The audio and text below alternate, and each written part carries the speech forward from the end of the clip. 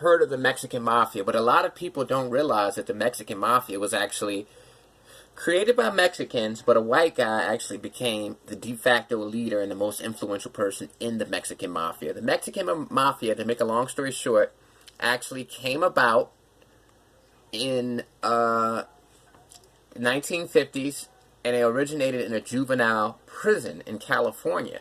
Okay?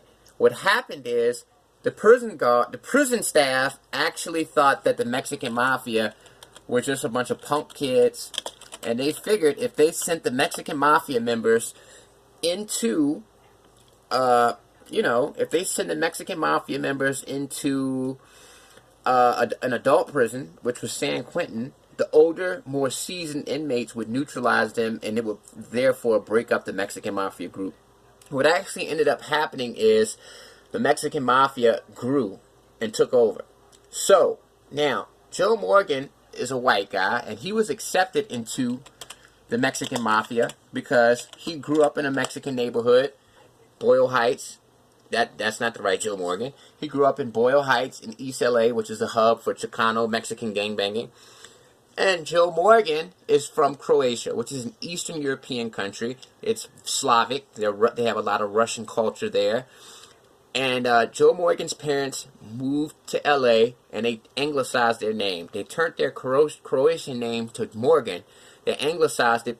And Anglo means people who originated from England, Ireland, English-speaking countries, right? So, Joe Morgan became the most influential person in the Mexican Mafia simply because he had connections to cartels. He had connections to drugs, stuff like that.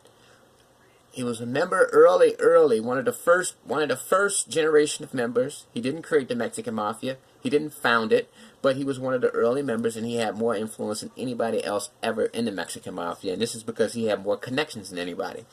Joe Morgan was the youngest inmate ever in California prison at the age of 17. When he was 16, he was dating a 32-year-old woman. He killed her husband. He paroled in 1955. Then he robbed a bank. While he was robbing the bank, he got shot in the leg. He had to get his leg amputated, and he had to get a false leg, right? So, Joe gets a false leg. Then he goes back to prison for that armed robbery. While he's in prison, they make this movie called American Me. American Me was a movie that was based on the Mexican Mafia history.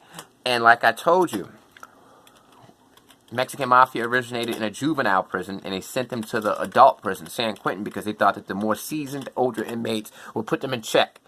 So, the movie American Me actually takes creative liberty. They made a false representation of reality by making a scene where one of the founding members of the Mexican Mafia stepped onto the adult prison yard, was approached by an inmate who kissed him on the cheek and told him that he was gonna be his bitch and raped him.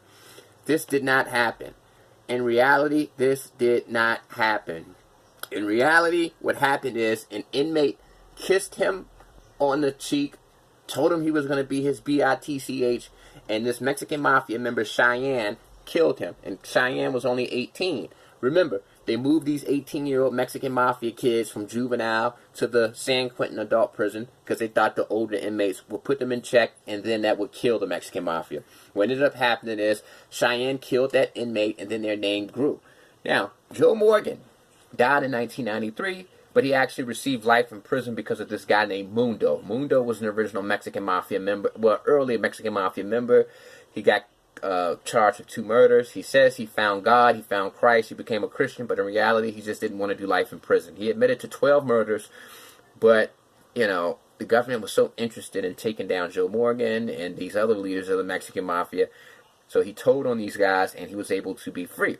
So let's listen to Mundo from his channel, PFP Publishing. That's the credit for this clip that I'm about to play. Let's listen to his experience telling on the godfather of La M. Than Joe. In the 1970s, the media and the prison gang task force very fittingly labeled Joe as the de facto Mexican Mafia godfather, an honorary title he shunned.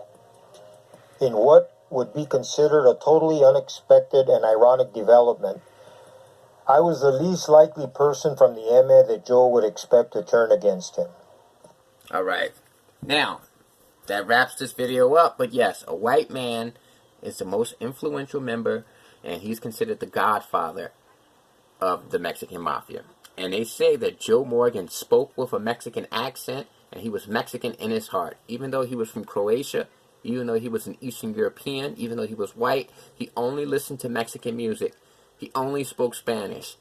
And he actually is the person that's responsible for creating the alliance between the Mexican Mafia and the Aryan Brotherhood, which is weird because the Aryan Brotherhood says that they are a white supremacist group and they feel like they are superior to every other race. So it's funny that their number one ally are Spanish people, Mexicans, you know. But they're friendly, they're allies because of the drug connection, you know. They sell drugs with each other. And Joe Morgan is the guy that actually built that alliance because he's white and he was able to cross those bounds. Peace.